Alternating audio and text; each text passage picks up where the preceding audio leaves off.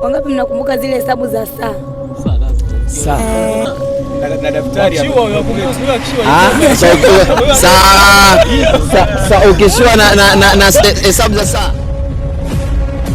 Nazungumza hapa na akishua. Kwanza niseme mimi nilikuwa natoka 10 bora, lakini mimi nilikuwa sisomi kabisa. 10 bora za wapi? Chini au juu? Primary actually sio kuelewa sana primary. Naomba huyu hapa amesema si magari majano si nini, ngoja bwana. Kwa sababu mimi nakumbuka nilikuwa nashika kwa 3 mpaka 5 ndo nafasi nilikuwa nacheza sana. Kwa Mungu alikuwa anisaidia. Ila changamoto ilikuwa mimi, changamoto kubwa ilikuwa mimi kwenye English kwa sababu mimi nilikuwa ni mbovu. Yaani mimi primary bana, maisha ya kusoma kwa kweli primary nilikuwa sisomi kwa kweli. Ni ile tu unaingia darasani unafundishwa, ulishoelewa ndio hivyo hivyo. Mtihani nao ukija ni kukumbuka kwamba nilishafundishwa nikijibu. Kwenye moja ya life experience zangu ambazo nimezipata kwenye masomo yangu ya primary, I remember moja ya kitu ambacho nilikuwa najaribu lakini nilishindwa ni issue ya kusoma. Unakuta unatamani kusoma lakini huoni cha kusoma, unaona? Na kulikuwa kuna kile kitabu kimoja kinaitwa Jipime. Kama wale wa English medium inaitwa nani? Inaitwa review nadhani. Au test yourself. Unaona, kwa hiyo soma mabasi ya njano maana yake hapo. Nimechanganya hapo hakika. Kidumu nimeshika na gari nimepanda. Kwa hiyo nimegusa vyote. Tunazungumza hapa na akishua. Hapana, sio akishua, lakini tunaamini sisi ni akishua. Sahihi. Kwa sababu kwa akishua ni ufahamu. Sio issue ya una nini. Kwa sababu unaweza kuwa una fedha bado lakini sio akishua. Sahihi. Unaona, kwa hiyo nakumbuka those days nilikuwa natamani kusoma lakini nashindwa. But I remember kulikuwa kuna bro mmoja tulikuwa tunaishi naye. I remember alikuwa anaitwa Camillus. Yule bro bwana alikuwa ananishangaza sana. Tupo primary, I remember tunakaa ghetto moja. Lakini anaamka saa 9. Anaamka saa 9 usiku anasoma. Primary just assume. Saa 9 usiku anasoma. Alafu unakuta sometimes ananiamsha kama dogo, amka tusome. Sasa mimi nilikuwa naamka nashangaa, bro tunasoma nini? Unaona bro tusome nini? Lakini bro kweli bro alikuwa anatuongozea darasa zima kutoka darasa la 3 nadhani mpaka tunamaliza la 7. Lakini kipindi tu yaoni vya kusoma kabisa. Yaani hapo wewe hata kuamsha siku unasoma nini, unaona? Lakini yeye kabisa ana focus na anafanya vitu, na tulikuwa tunaona matokeo yake, sababu sio tu kwenye shule yetu lakini kimkoa mzima unakuta anakuwa wa 3 wa 6 tufanya ile mitihani ya kata au ile mitihani ya mkoa, unaona? Kwa hiyo ni mtu ambaye alikuwa na uwezo actually. Lakini primary actually sio kuelewa sana primary. Mimi nakumbuka alikuwa ana uwezo wa kumeza kitabu kizima cha history. Yaani unaelewa? Anameza tu. Nakumbuka mfano kwenye history kuna issue ya ukalima miaka tu. Unakuta majina tu ya wakoloni. Unaona? Kwa hiyo mimi anakumbuka. Anamkumbusha kwa natikia ndio. Kwa from Oman to Zanzibar. Hapo. Unaona? Kwa hiyo mimi ila nilifaulu. Nilifaulu, lakini ndio ule ufaulu unakuta yani wa kupima juu haupo, wa kupima chini haupo, upo fulani kwenye platform fulani hivi. Kwa hiyo sijua wenzangu nyinyi ilikuwaje, lakini mimi primary kwa kweli ilikuwa imeenda kwa neema kubwa sana namna hiyo. Kwangu mimi primary ndo kama hivyo. Mimi primary bana, maisha ya kusoma kwa kweli primary nilikuwa sisomi kwa kweli. Ni ile tu unaingia darasani unafundishwa, ulishoelewa ndio hivyo hivyo. Mtihani nao ukija ni kukumbuka kwamba nilishafundishwa nikijibu. Na kama umekosa ndio hivyo umekosa. Lakini ninachokumbuka pia primary mimi ni NECTA mtihani wa darasa la 7 ndio niliwaiga kusoma. Tena si kusoma kwenyewe, nilikuwa nakagua tu yale makaratasi na mdogo baba ananiambia soma hivi na hivi. Sasa kwa kuwa sielewi na ananiambia nisome. Sasa inabidi tu nikague yale niangalie, tunajua yanarudiwa ya. Na walimu walisema tusome mapasi paper. Ndio kama hivyo.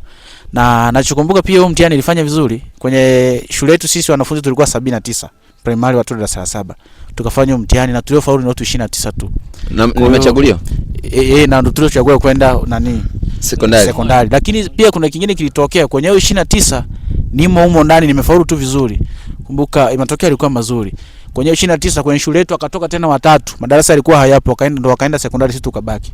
Sisi tumeenda second selection. mwezi wa 3. Nakumbuka nimeripoti tarehe 14 mwezi wa 3. Afu nikakutana na mimi tena. Form 1. Na ulikuwa usomi? Nilikuwa sisomi. Na unakumbuka tarehe? Ndio hivi nakumbuka tarehe. Basi una IQ kubwa. Sio mtu wa kawaida. Mimi sikumbuka tulifungua lini? Nani sekondari? Mwezi wa 3 hivi. Afu tukakutana na midterm. Lakini nachokumbuka huko sekondari sasa mengine huko yaliendelea huko, lakini sikupata division 0. Nilipata division 4 na D zangu 2. Namshukuru sana Mungu. Asante. Mimi moja kati ya experience yangu, huenda mimi nikawa ni mtu ambaye kwanza niseme mimi nilikuwa natoka Kumibola, lakini mimi nilikuwa sisomi kabisa. Kumibola za wapi? Chini au juu? Maana Kumibola sasa kati ya wanafunzi 200 na kidogo huko nakumbuka. Mimi nilikuwa natoka kuanzia wale wa kwanza wa mwanzo, wa kwanza wa pili mpaka wa 10, lakini nilikuwa natoka wa 7, wa 6, wa 5 mpaka wa 10. Nakumbuka ndio experience yangu, lakini nilikuwa sisomi kabisa kama watu wengine walikuwa wanasoma lakini hawafaulu. Kwa hiyo inaonyesha kwamba sisi wenda kuna IQ fulani maskani ipo vizuri. Kwa mimi experience yangu, nakumbuka elimu yangu ya shule ya msingi. Mimi nakumbuka ndio mtu ambaye nimepitia mateso sana. Kwa sababu wangapi mnakumbuka zile hesabu za saa? Hesabu za saa. Hesabu za saa. Na daftari hapo. Saa ukishua na hesabu za saa. Kuna ile namna ya kusoma saa. O'clock. Sasa mimi nakumbuka ile nyumbani kwetu sisi tulikuwa tuna ile saa ya mshale. Asa mama akaniambia nenda kaseme, nilikaniambia saa hizi saa ngapi. Nilikuwa napata kipengele. Nikienda pale nasema mshale mkubwa upo kwenye 2, mshale mdogo upo kwenye 3. Nilikuwa nachezea vile vitana. Nilikuwa napigwa sana hadi nikajua kusoma saa. Kwa kweli nilikuwa nikiangalia ile saa naichukia sana kwa sababu akisema tukasome ni mimi. Na unakuta zinakuchanganya. Mimi kwenye upande wa nafasi sema kweli nilikuwaga nashika 5, 6. Sikuwa nafanya vizuri kivile, ila kwa sababu ya viboko vile vya saa ilikuwa inaniboost kidogo. Ulikuwa ngapi namba hapo? 5, 6. Sio kama mpo 10 darasani. Maana magari ya njano za darasa lazima wanafunzi 15, 12, 10. Kusema kweli nimesoma kidumu na mfagio. Sijasoma magari ya njano. Si darasani tulikuwa tupo 90 kuanzia la kwanza tupo 90. Kwa hiyo unakuta nilikuwa kati ya watu 90 nashika 6. Ni una change. Wewe ni mtu wa top 10 ya juu. Lakini kuna muda unakuta unateleza unashika 11, kuna sikuwa na baki top 10, nilikuwa na shift. Mimi bwana, kwa upande wangu experience yangu ya shule ya msingi kidogo bwana ilikuwa tuseme sio mbaya wala sio mzuri sana. Umeona? Kwa sababu mimi shule ya msingi kidogo ilikuwa Mungu amesaidia kidogo, nilikuwa ufollow kidogo nilikuwa nao. Umeona? Kwa sababu mimi nakumbuka nilikuwa nashika kwa 3 mpaka 5. Ndo nafasi nilikuwa nacheza sana. Kwa Mungu alikuwa anisaidia. Ila changamoto ilikuwa mimi, changamoto kubwa ilikuwa mimi kwenye English. English kwa sababu mimi nilikuwa ni mbovu. Yaani mimi nikipata C ya English waga mimi ni furaha kubwa. Umeona? Na umeona kama sala ngapi hapo? Hapo kuna kitu umeongea. Umeona sasa? Tena kitu ambacho nilikuwa nakichukia. Hizi tense unazipata sijui kuna sijui hiki unaongezea NGC nini si nini. Hasa zile zilikuwa zinanichosha. English nilikuwa siipendagi. Umeona? Zile ani ndo. Yaani kwa sizielewi kabisa sijui wakati sasa hivi unazielewa brother. Mpaka sasa hivi sikufichi. Mimi mpaka sasa hivi sizielewi kitu mpaka sasa hivi sizielewi. Mpaka ziongee siri. Okay. Mimi namcheka. Okay. Tuenda kwa sababu anamcheka. Nataka tupe darasa hapo. Ani na S zinakaje? Ili tumalize utata. Okay. Hapo kwa mfano mambo ya NG. Kuongeza hapo kuambia kwa mfano do. Umesema an, si ndio? Mfano uchukue mfano labda katikati kuna dash afu mwisho kuna nao. Katikati hapa waga kile yake inakuwa nini mbele? Foundation apple. Afu mwisho na maana kuna vinanivao vile wanavikeka mwisho.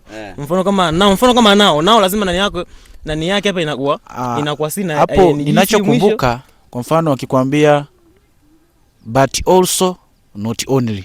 Unakuta nipo kwenye maelekezo huko. Sasa naomba huyu hapa amesema si magari majano si nini? Ngoja mimi kwenye hivyo vidude vya ani. Yaani kwa nilivyokuwa nikaa na vielewa hivyo ni viunganishi sahihi. Kwa unakuta positions yaani kusema labda God bless alikuwa na Kwa hiyo kale vinakuwa kule kuna an, kuna end, kuna dash hapo. Pale tunaweka nini pale? An hapo. Ndio hicho kiunganishi sasa hivyo viani, vinini, viendi. Hivyo ni vi conjunction, vi preposition. Kuna vinini. Kwani tofauti kati ya conjunction na preposition utofauti wake ni upi? Utofauti wake mkubwa. Nataka mnimalize. Nimesema ni mnampangia. Okay. Kuna zile Do you live in Kenya, Malawi, Sudan, South Africa?